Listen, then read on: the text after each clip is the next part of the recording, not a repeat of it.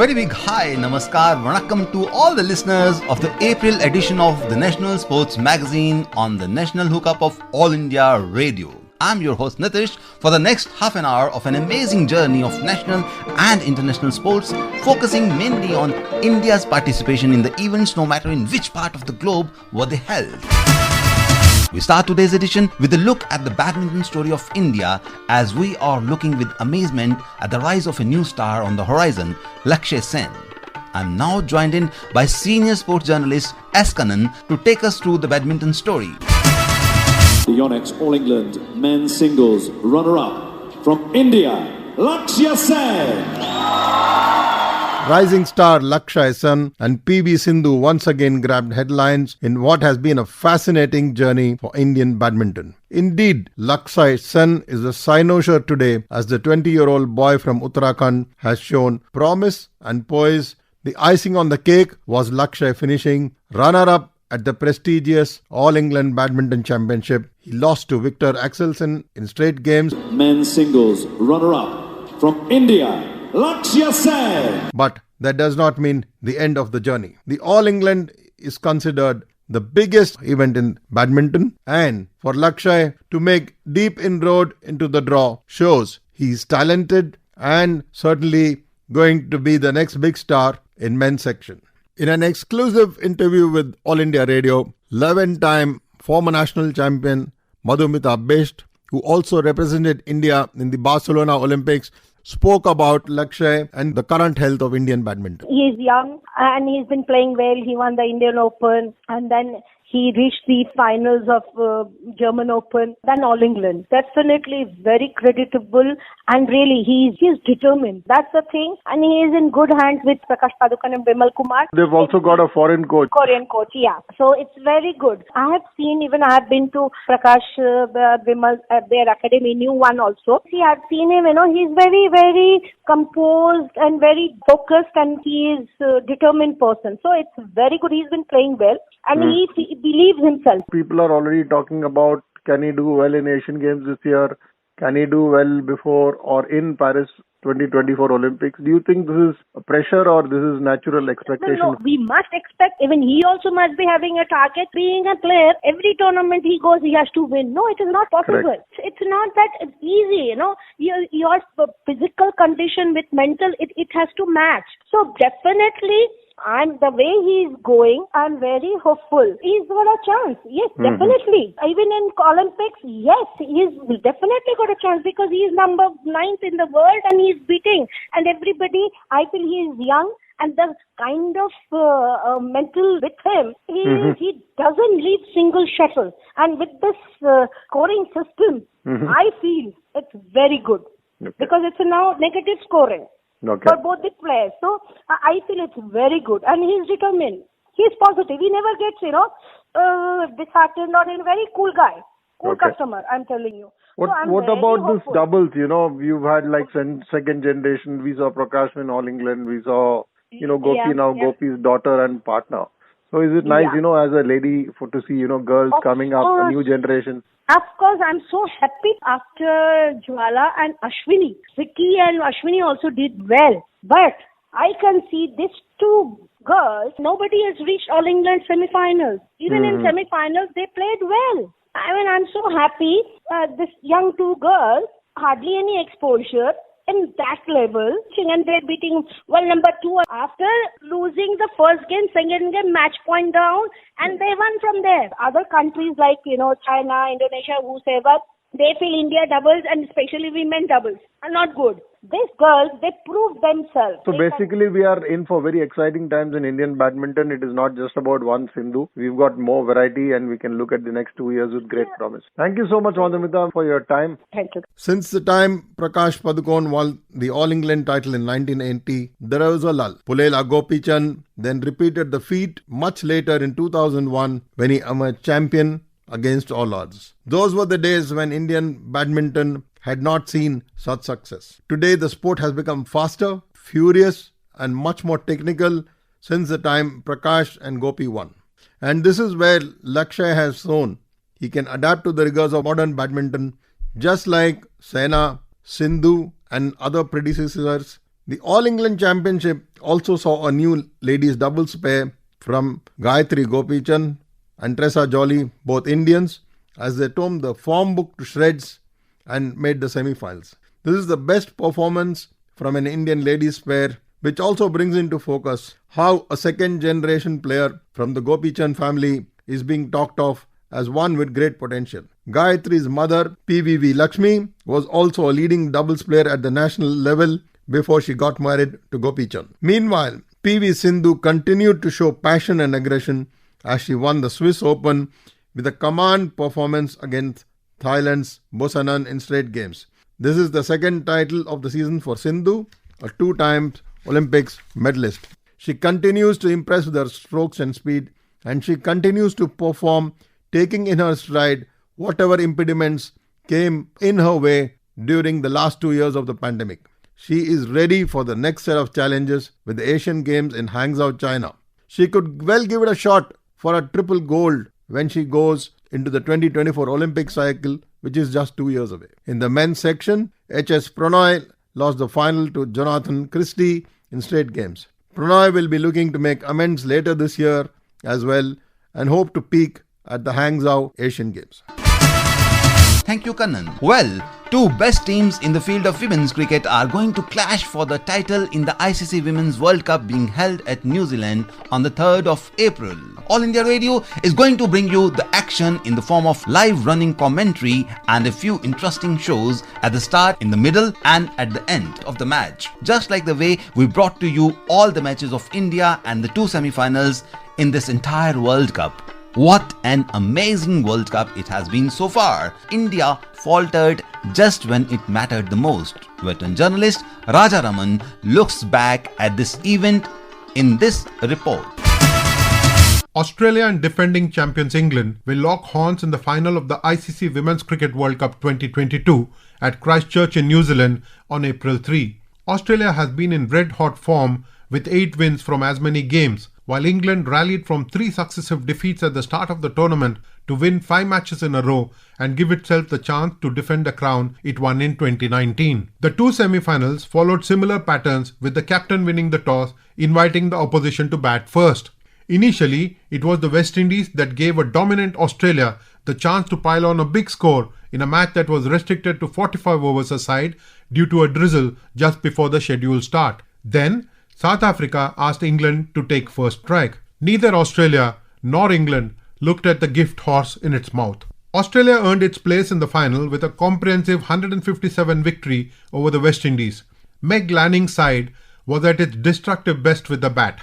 Elisa Healy made 129 of 107 balls and put on a 216-run stand for the first wicket with Rachel Haynes to set up a mammoth total of 305 for 3 from 45 overs. Listen to what Elisa Healy had to say after being declared player of the match. To be able to do it on the big stage under pressure was really pleasing, and hopefully we can do it once more on Sunday. So I was given a role, I was given a purpose and a responsibility, and I really enjoyed that. Yeah, it's been a learning curve over the last 5 years, but I've really enjoyed being given that responsibility at the top of the order. I love facing some of the best bowlers in the world. It's always a good challenge. So from that side of things, it's been a really pleasing run.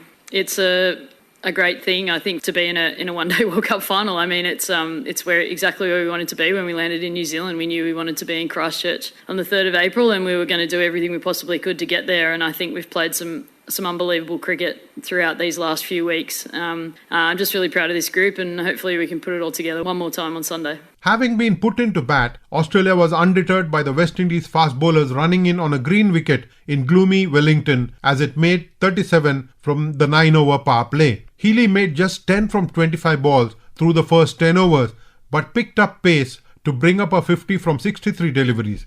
Her second 50 came off just 28 deliveries as she achieved a maiden World Cup 100. The 200-run partnership came inside 32 overs. The West Indies never looked like getting close in their chase. A palpable lack of intent suggested that the West Indies was only too happy to have made it to the semi-finals. England was clinical as it beat South Africa by 137 runs in the second semi-final and kept its title defence alive. Danny Wyatt's maiden World Cup century and her 116-run stand with Sophia Dunkley saw England post an imposing 293 for 8. Let us tune into what Danny Wyatt had to say after scoring her maiden World Cup century. Woke up this morning and really wanted to contribute to a win today, and that's what happened. Obviously got dropped a few times, but that's cricket and you've got to cash in on days like today. So yeah, really happy with how it went. You really want to win that trophy now. Obviously been given the chance to open the batting, which is where I want to bat, and it's my job to get the team off to a good start and take the opportunity. I just went out there and obviously wanted to get the win today and make the most of what was a really nice wicket, and the bowlers bowled exceptionally well as well to keep them to that total on that wicket. South Africa was rocked as Laura Walwart and Lizelle Lee fell early before Sophie Eccleston claimed 6 for 36 to bowl South Africa out for 156.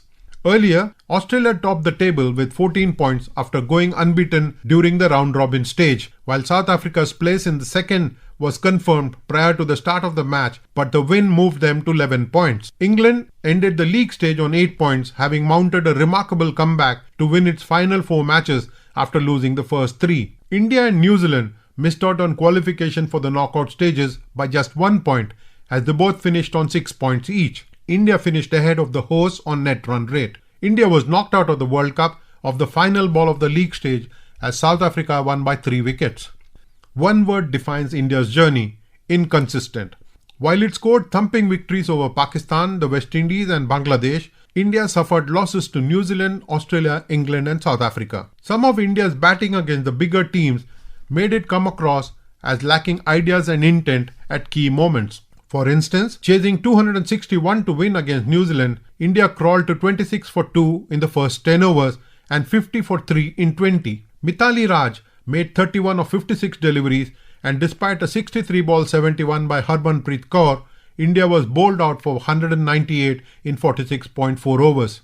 Let us listen to Chief Coach Ramesh Pawar explain the dismal batting in that game. I think it was one of those days where things didn't go our way, and honestly I was also surprised the way we batted 20 overs, and if you look back last 6 games which we played against New Zealand, we were executing our plans well. I think it is the pressure, I think, of World Cup, but I don't want to give any excuses because we've been training for last 6 months. We've been to England, Australia, we've been to New Zealand early, so we got every practice opportunity which was needed. The loss to England would rankle for a while. India was 37 for 3 in 10 overs and never really recovered, making just 134 in 36.2 overs. Fast medium bowler Jhulan Goswami, playing her 200th one-day international, claimed a 250th wicket. Let's listen to what Jhulan had to say after the game. Well, when I started, I never thought about it and just wanted to go there, express myself all the time, try to contribute more from my side. But some days, things are going in my way. Some days it's very tough to, way you want to deliver, but things not happen. But this is a never-ending learning process. Yep, I'm happy that able to take 250 wicket, but never thought about that in my life. And secondly, if we could be happy if we win this match. Eventually, India needed to win the final league game against South Africa to make it to the semi-finals. That was not to be, as the Indian batters lost their way after a splendid start. Smriti Mandhana and Mithali Raj led with 71 and 68. South Africa chased 275 in dramatic style thanks to 80 by Laura Walwart and Mignon du Preez, brave 52 not out. Here's what skipper Mithali Raj had to say about the Indian team's early exit from the ICC Women's Cricket World Cup. Well, there have been ups and there's been down. We've done well against West Indies, but we lost against England and Australia, and even New Zealand. So we did mix it up a little bit in the initial phase of the tournament. But yes, for the Indian team, it's the end of the road in the tournament. A lot of good things have come out of the tournament, like we've got Yastika, Shefali started to score runs. The spinners have done well. There will be areas that as a team we need to work on moving forward. But overall, I think we could have done better. Yes, definitely we could have done better in the initial phases of the tournament. I'm sure the team will shape up well for the future tournaments. Well, honestly, right now, I don't have any emotions. I'm just trying to get a hang of how the match has gone through, because at some point we'll have to deal with the disappointment. It's a process. It will take time.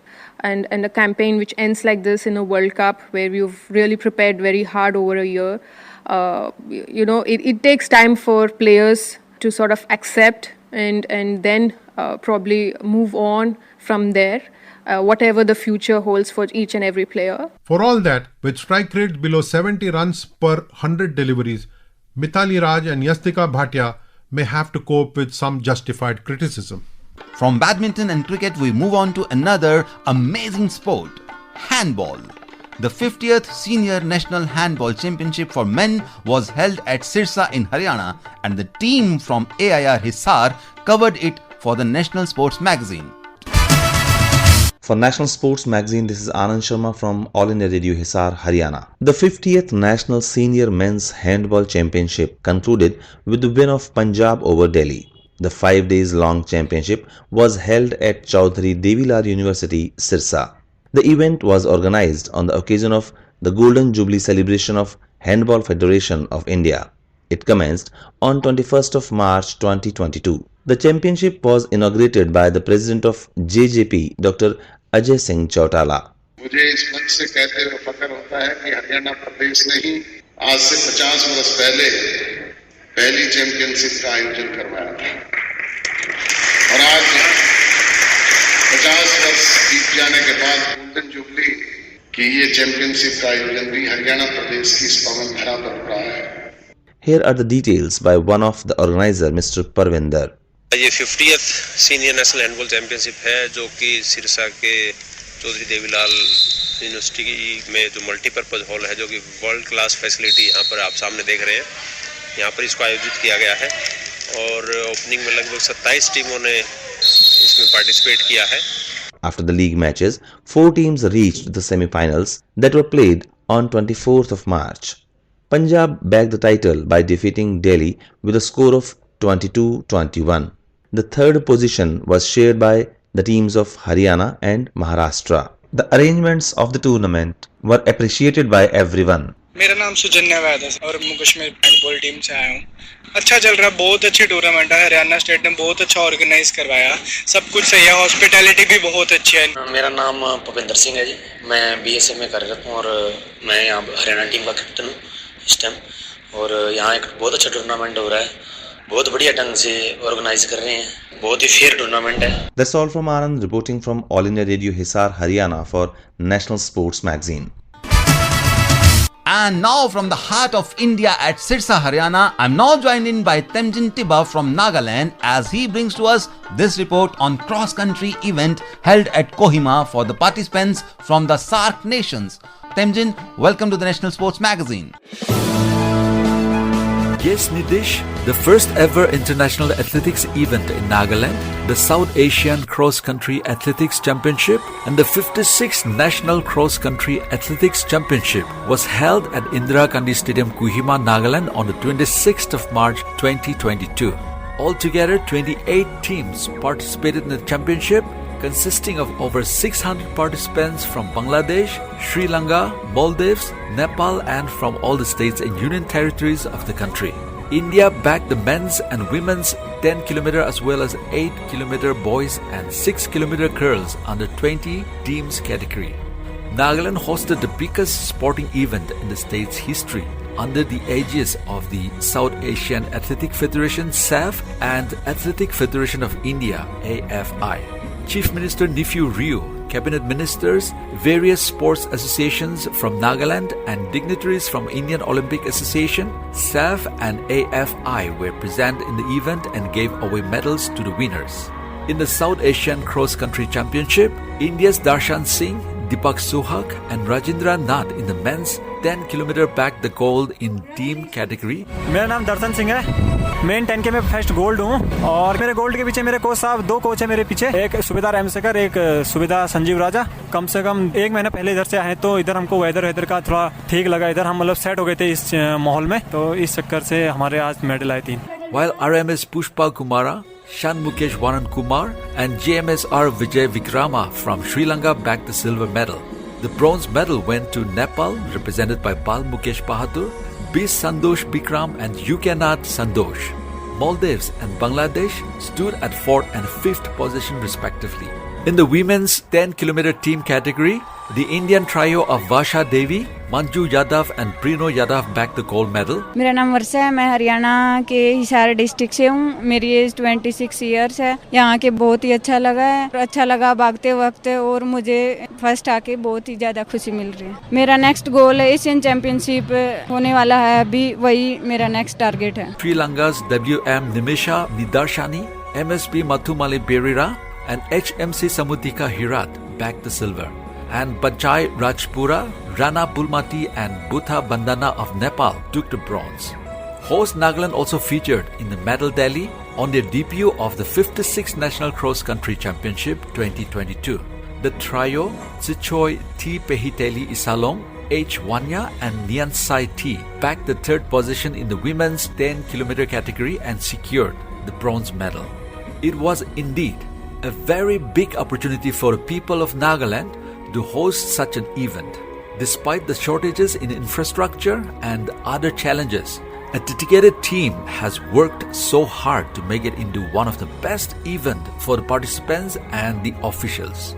We have with us Abu Mehta, Associate Vice President of the Athletic Federation of India and President Nagaland Athletic Federation. To accommodate 1,000 plus, to organize the event, the entire logistical exercise is indeed enormous. But the team that's been working behind the scenes for the last 2 months, they're doing a fantastic job. Young students, volunteers, they've been working day in and day out. And despite the challenges of weak infrastructure, despite these challenges, Kohima is ready to deliver perhaps one of the best South Asian athletic events. Damjan Diba from All India Radio Kohima, reporting for National Sports Magazine. Thank you, Ramjin. Indian paddlers are also making their presence felt in various events and are surprising the world of table tennis with their rise. S.Kanan once again joins us with an insight on recent advancements by the Indians in the sport of table tennis. In table tennis, Manika Batra and G. Satyan finished runner-up and won silver medal in the WTT Contender 2022 Championship in Doha, even as Achant Sharat Kamal won an individual bronze. For a sport rocked by controversy in recent times, with the court-appointed administrator now running the Table Tennis Federation of India, it is good news the players are focused on their continuous preparations. Manika and Satyan lost to the Chinese pair of Lin Yunju and Cheng Aicheng in 3 games. Manika, Satyan and a bunch of other paddlers will be hoping to continue with the same assiduous preparation as they aim for glory at the Asian Games, easily the second toughest championship after the Olympics. Hello, Satyan Shekharan here. It's been a great start to 2022. We have reached our career high world ranking of number 7 in mixed doubles, myself and Manika Batra. I think the first Indian mixed pair ever to do it. It's a proud moment for all of us. And certainly, we've also had our third podium finish, in mixed doubles in a such short span of time in WTT. So extremely happy with our progress. And certainly 2022 is a big year. We'll be looking forward to have podium finishes and win medal for India in Commonwealth Games and Asian Games as well. That will be a target for 2022, as well as to break into top 5 and go further in the world rankings. That will be our target for 2022. Hope we can maintain this wonderful run in mixed doubles for the country. Thank you. For Sharat Kamal, winning a medal after 2 years was heartening. He lost to Yuan Lisen of China 3-4 in a match where 7 games decided the fate. Sharat could not raise the level of his game in the closing stages and was content with winning, nevertheless, a medal for India. So now it's time for that new segment which is eagerly awaited by our listeners, where silver screen and sports merge together to add to the action. Sports Film Review, and this time it's the contribution of All India Radio, Hyderabad. This is Nihara Kaneti from All India Radio, Hyderabad. Today we are talking about a Telugu sports film called Jersey, written and directed by Gautam Tinanuri. The director also remade the film in Hindi with the same title starring Shahid Kapoor. In the original Telugu version, actors Nani, Shraddha Srinath and child artist Ronit Kamra played the key roles. This film, based on cricket, is an emotional ride sporting highly acclaimed performances by actor Nani, who plays Arjun, a successful Ranji cricketer, and also child artist Ronit Kamra, who played Arjun's son Nani.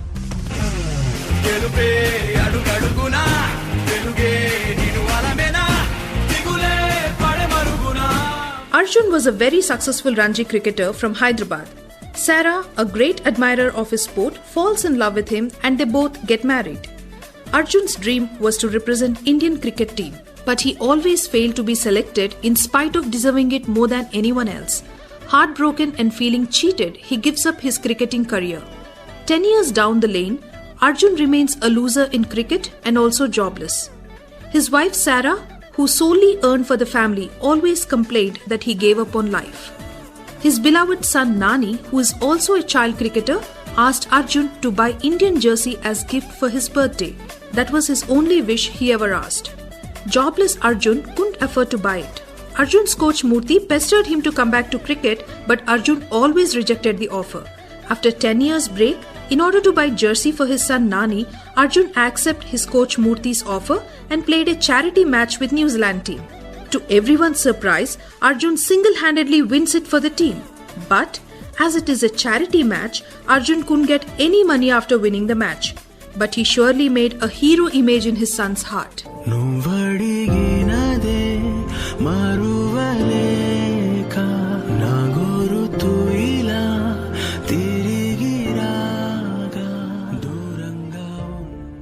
The disappointment of not earning a penny and not fulfilling his child's only wish haunts Arjun. He finally realized he can't do anything better than cricket. He makes up his mind to join the Ranji team once again and try to make it to the Indian cricket team when he's already 36 years old. In an unexpected result, Hyderabad batsman Arjun made Hyderabad win. Thank you! Background score of this film, composed by Anirudh Ravichander, takes the audience to the next level in witnessing Arjun's emotional ride. Arjun leads the team to victory single-handedly but collapses soon after the match. This film is claimed to be based on the life of cricketer Raman Lamba, but the director of the film, however, denied, stating it's a fictional story. Climax of this film takes the audience to a great surprise. BCCI felicitates Arjun's family after a book named Jersey, a biography on Arjun, is published.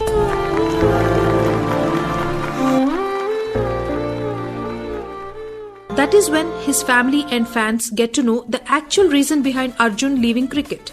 He was already diagnosed by a heart ailment called arrhythmia, which he kept as a secret. That's also the reason why Arjun collapsed after giving a tough fight in his final Ranji match. He wins back his cricketing career, his wife's love, his son's dream, but lost to arrhythmia. BCCI announced that Arjun actually made it to the Indian cricket team after the final Ranji match and gifted the jersey with his name to his son Nani. Thank you. ఇన్ని సంవత్సరాలు గడిచిన తర్వాత కూడా నేను అడిగింది నాకు వస్తుంది. This film is a pack of genuine emotions and true sportsmanship, a delight for sports enthusiasts and film buffs. Until next time, this is Nihara Kaneti signing off. Today's sports film review on National Sports Magazine is brought to you by All India Radio, Hyderabad. And we end today's National Sports Magazine with a glance at the glamorous cricket event that has rocked the cricket world since its very first edition, the IPL, and Rajaraman sums it up for us. The 15th edition of the Indian Premier League 2020 tournament has begun in India and has taken the fans' mind space. The IPL is now a bigger tournament with two new franchises in Gujarat Titans and Lucknow Super Giants joining the fray, making it a 10-team league again. The expanded league meant that the schedule had to be tweaked too. if the 10 teams played one another on a home and away basis, the league phase would extend to 90 matches, and that would mean a longer time frame than the 2 months that has been budgeted for IPL. So, as it did in 2011, IPL split the teams into 2 groups and found a way to schedule 14 matches for each side. There already have been some eye-catching performances, not the least being Sanju Samson's act of hitting 5 sixes in Rajasthan Royals' victory over Sunrisers Hyderabad.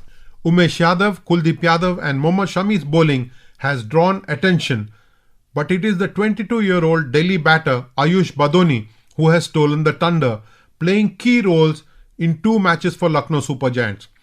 Playing under pressure in both the games, he made 54 of 41 against Gujarat Titans and 19 not out of 9 deliveries to seal his team's victory in Evan Lewis's company against Chennai Super Kings. Let us hear Ayush Badoni. मेरे को अपना role पता है, हमारी batting हमने बहुत अच्छी करी है. बी योरसेल्फ, बस यही सीखिए कि बी योरसेल्फ, कि अगर बड़े प्लेयर्स हैं भी तो आप अपनी इंडिविजुअलिटी मत छोड़ो, आप अपना नेचुरल रहो, तो उससे फ़र्क नहीं पड़ता कि कोई भी हो अगेंस्ट में या फिर साथ में. Interestingly, only 4 captains have led their sides in the previous edition. Rohit Sharma of Mumbai Indians, Rishabh Pant of Delhi Capitals, Sanju Samson of Rajasthan Royals and Sunrisers Hyderabad's Kane Williamson are the only repeat captains this season. Of course, KL Rahul remains in the leadership role, but for a new franchise in Lucknow Super Giants. The focus will also be on the likes of Ravindra Jadeja, who is leading Chennai Super Kings, and Shreyas Iyer, who has been named Kolkata Knight Riders captain, who could be in the mix as future leaders of the Indian team. It appears as if Ravindra Jadeja is finding it hard to grow out of MS Dhoni's shadow and find his own leadership style. On the other hand, Shreyas Iyer has already impressed when he led Delhi Capitals earlier and showed his captaincy skills even in KKR's losing a low-scoring game against Royal Challengers Bangalore. As for the fans, they will be looking forward to an uninterrupted excitement, unlike the last season when COVID-19 caused it to be played in 2 lots in India and the United Arab Emirates.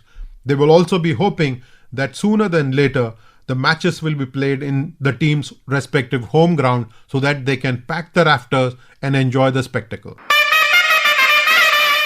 With this, we come to the end of the April edition of National Sports Magazine. Do tune in to our Hindi edition, Rashtriya Khel Patrika, that is broadcast on the 3rd Thursday every month. Till then, it's goodbye from your host Nitish. You can revisit the magazine on our YouTube link, and we welcome your comments and suggestions. You can mail us at sportscell.air@gmail.com.